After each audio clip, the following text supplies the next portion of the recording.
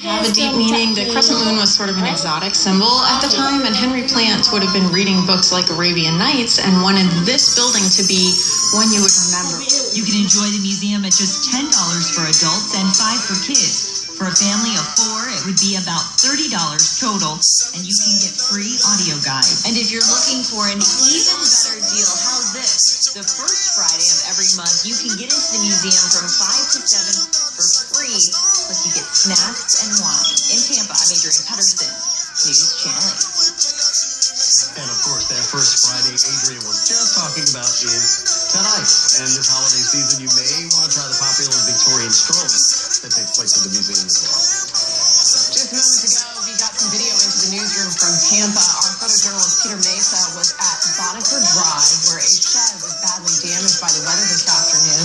We are tracking some storms across the Bay Area this 4th of July weekend. So let's get straight to Chief Meteorologist Steve Jerby with what you can expect in your neighborhood. Hey, Steve.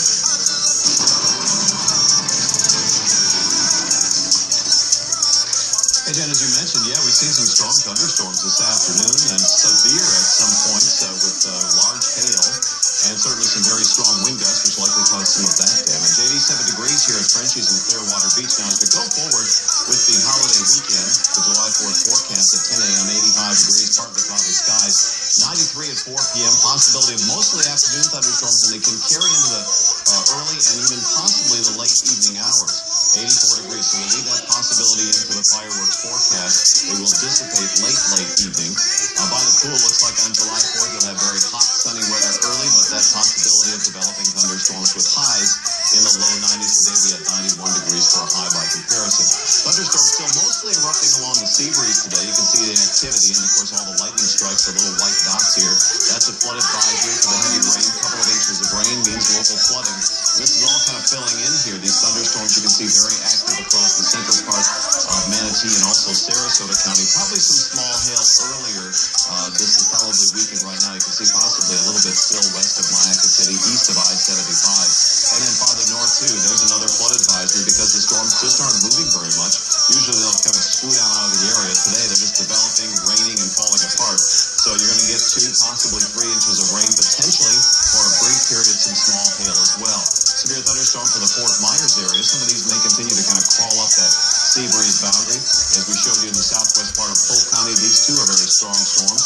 Maybe some small hail. This is south of Mulberry, west of Fort Meade, but this area has also seen some stronger thunderstorms in previous weeks that have been very, very intense. Don't forget the Storm Teammate Weather Max app. It's a free download for your phone, possibly your iPad. It's a great thing to have along on a day like this.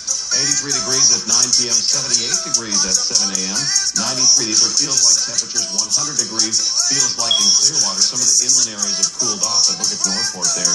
Feels like 102. The actual air temperature is what you're looking at here. 90 degrees at Weeki Wachee, 89 degrees in Clearwater, 92 in Northport. In the tropics, good news. Nice to talk about this as we are moving through the tropical season. We're in the second month of hurricane season, which runs 6 months. Usually peaks around Labor Day. No development expected here for the season, so all quiet now with that cooler Atlantic water. Also, we have the El Nino in place. This is all playing a part.